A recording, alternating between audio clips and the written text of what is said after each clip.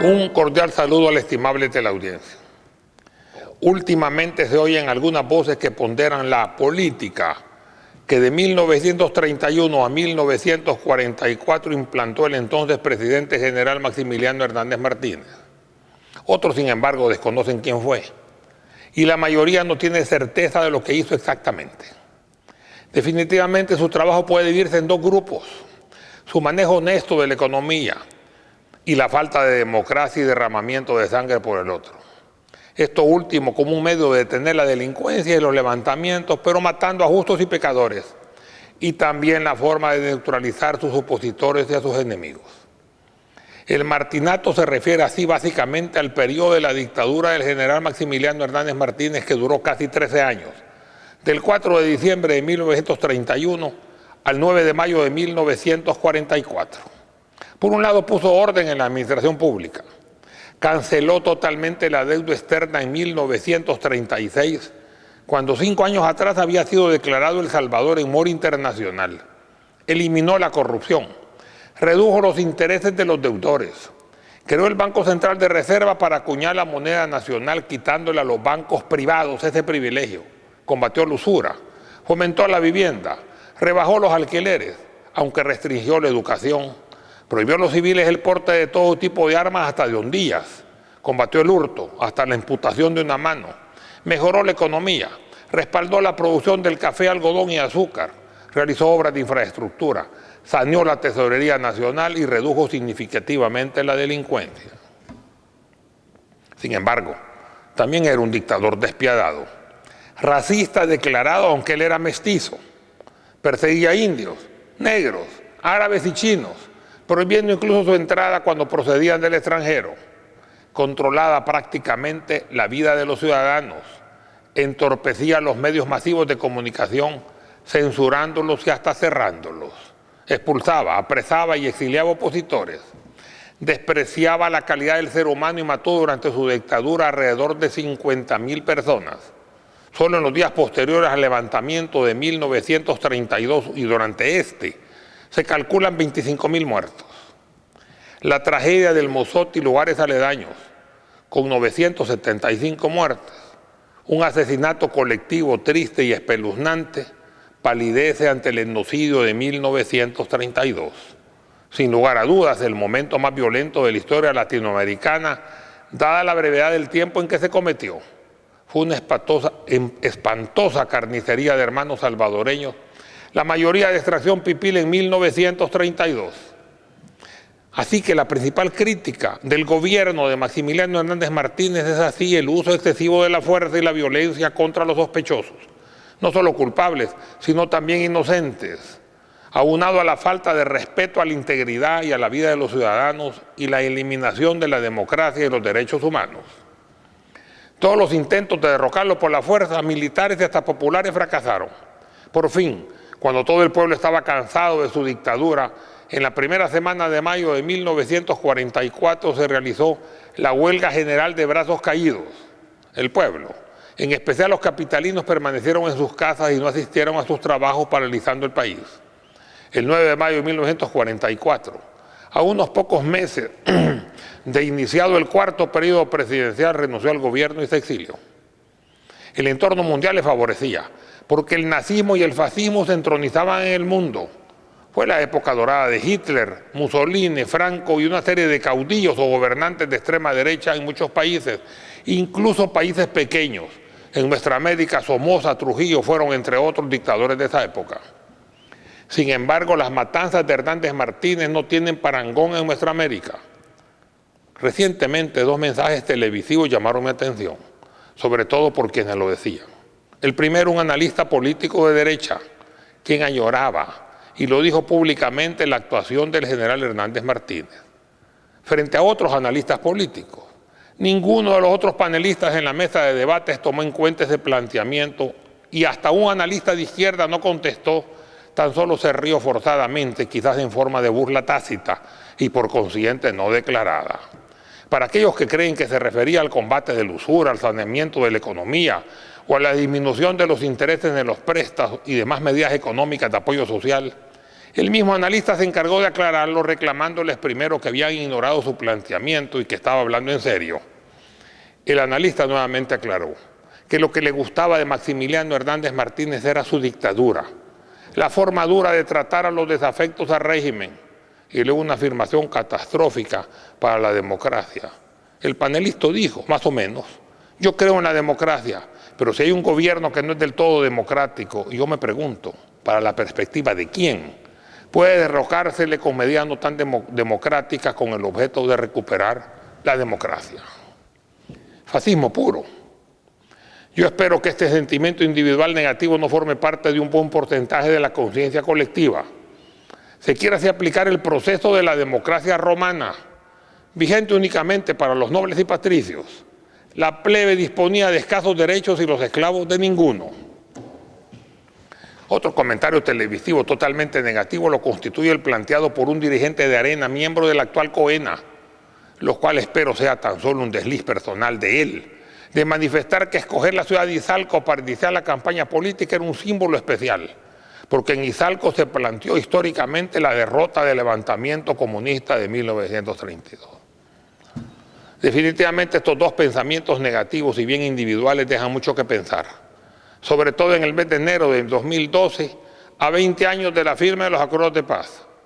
Si esto se generaliza, o si ya está generalizado, y un sentimiento de confrontación y enfrentamiento se encuentra también generalizado en la parte contraria, tendríamos que aquí no se firmaron los acuerdos de paz, sino tan solo acuerdos para finalizar el enfrentamiento armado.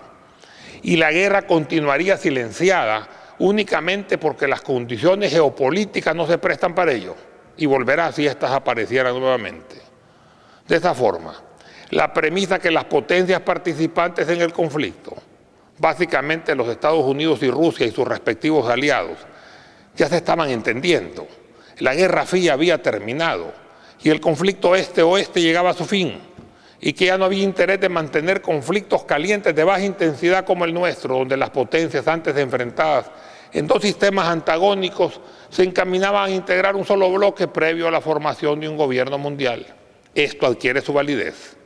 Los nuevos conflictos serían de todo el mundo contra alguna potencia menor disidente y rebelde, y no un choque frontal directo o indirecto entre titanes.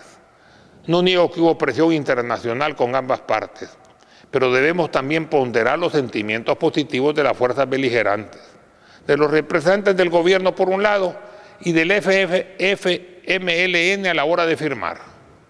Yo considero que las personas que firmaron en su momento lo hicieron emocionalmente satisfechos, unos más que otros. Y merece un especial nombramiento Margarita Jack de Cristiani, quien sin firmar fue una pieza fundamental en las rápidas aceptaciones de los representantes gubernamentales, incluyendo al presidente de la República de ese entonces, quienes por momentos titubeaban. Para aquellos que creen en la parapsicología y en la existencia del cuerpo etérico, el aura humana o el vibre de las personas, el sentimiento se transmite a la hora de pintar un cuadro o calzar una firma, y se siente la diferencia si se hizo con sentimiento solo por salir del paso.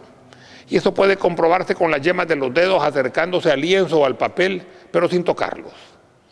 Había sentimiento en todas las firmas, un poco más en el caso de la izquierda en la firma de Chafí Handal, y en las firmas de la derecha, más en las del doctor David Escobar Galindo. Para los que no creen eso, pueden considerar la anterior aseveración como una curiosidad. Los dos comentarios que me refería anteriormente fueron realizados por personas que no participaron en los acuerdos de paz y que aparentemente están en desacuerdo con ellos. Y segundo, que el futuro de nuestro país será aceptable solo y tan solo si los acuerdos de paz son consolidados en la letra y el espíritu, dejando de un lado todo el clasismo y el racismo posible y del otro lado cualquier atisbo de resentimiento y odio de clases. Lo importante es marchar unidos a la senda del progreso, buscando puntos comunes como un plan de nación unificado y sabiendo minimizar nuestras diferencias. Mahatma Gandhi lo decía brillantemente en su oración. Señor, ayúdame a decir la verdad delante de los fuertes y a no decir mentiras para ganarme el aplauso de los débiles. Si me das fortuna, no me quites la razón. Si me das éxito, no me quites la humildad. Si me das humildad, no me quites la dignidad. Ayúdame siempre a ver la otra cara de la medalla. No me dejes de inculpar de traición a los demás por no pensar igual que yo. Ahora bien, mencionar la revuelta indígena de 1932 y considerarla como un levantamiento comunista que era necesario aplastar, conlleva un error histórico que es necesario aclarar. En 1932 el Partido Comunista tenía una estructura pequeña y no tenía ni el tamaño, ni la administración, ni la organización, ni los recursos para desarrollar un levantamiento de tal magnitud.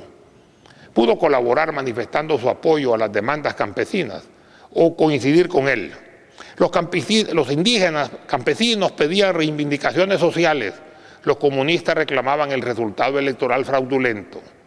He aquí algunos comentarios aclarativos del ilustre doctor Reinaldo Galindo Pol, recién fallecido, en su obra Recuerdos de Sonsonate, Crónicas del 32, en un resumen de 11 puntos.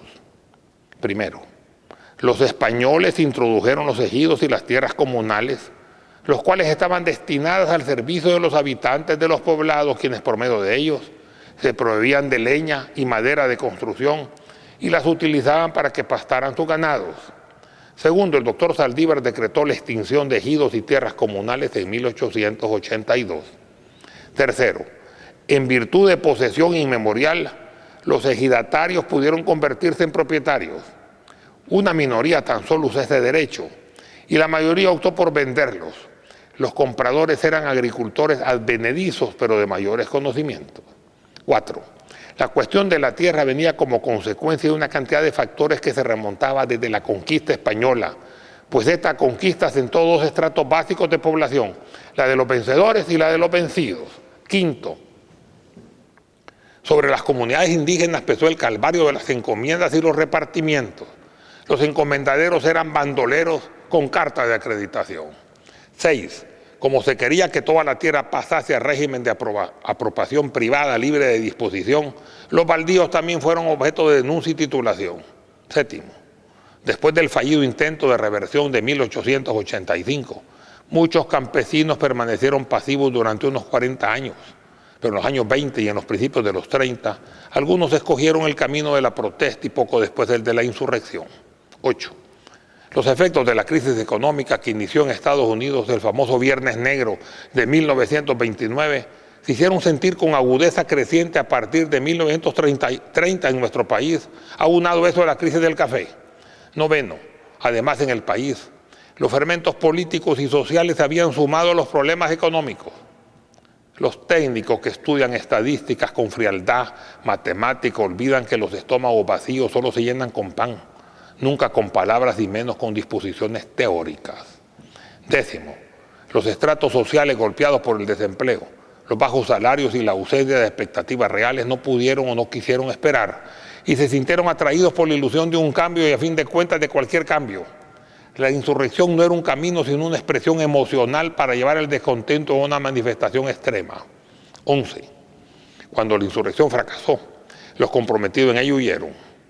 Luego circuló un anuncio gubernamental de que era necesario que cada persona aportara un documento que las autoridades lo extenderían. Los anuncios decían, ya tienen la seguridad, si no la tiene, sácala pronto, pues sí, es indispensable. Con la seguridad estarán bien protegidos. Como un solo ejemplo, en Nahuizalco los campesinos se prepararon para este acontecimiento. Se reunieron en 3 o 4 puntos en los alrededores de la ciudad y entraron en grandes grupos completamente desarmados. De repente, de los edificios circunvecinos comenzaron a disparar y los campesinos fueron cayendo poco a poco todos bajo las balas. Hasta aquí lo dicho por el doctor Reinaldo Galindo Pol. Y yo agrego, se ocupó el mismo engaño que los conquistadores habían aplicado a sus antepasados. La eliminación de los ejidos y tierras comunales, las pérdidas de sus derechos, el hambre, la marginación, la persecución y la ignominia desde los tiempos de la colonia, el desempleo, los bajos salarios pagados generalmente con fichas de cartón y de hoja de lata y del uso monopólico en la tienda de la finca. La crisis mundial y la crisis del café los llevó a la desesperación y luego a una insurrección popular. Es cierto que hubo algunos excesos y debía castigarse a los culpables, pero la represión y la masacre son, al igual que el terrorismo, totalmente injustos. Generalmente no se castiga al culpable. Al ser generalizado, golpean generalmente a personas inocentes. A continuación, unos párrafos publicados por el gobierno, por periodistas afectos al régimen, en diferentes ediciones del Diario Latino durante enero de 1932. He aquí solo algunos. Los pueblos indo-españoles son nenes que empiezan a ser pininos y por consiguiente han menester de una mano fuerte que los guíe. Por eso ha sido la tiranía la que mejores frutos ha dado en la América española. El gobierno está en el deber de ser fascista, combatiendo los excesos del comunismo, usando la violencia contra la violencia. Cuanto a veces se presentan los grupos sediciosos, son materialmente barridos por las ametralladoras del gobierno que son manejadas por espectros tiradores. Turbas de indios sedientos de sangre, etc. El levantamiento de 1932 se paró, pero continuó la represión y la injusticia. Los acuerdos de paz de 1992 pararon el conflicto armado, pero se necesita consolidar una paz con justicia, porque ambas no pueden ni deben separarse. Muchas gracias.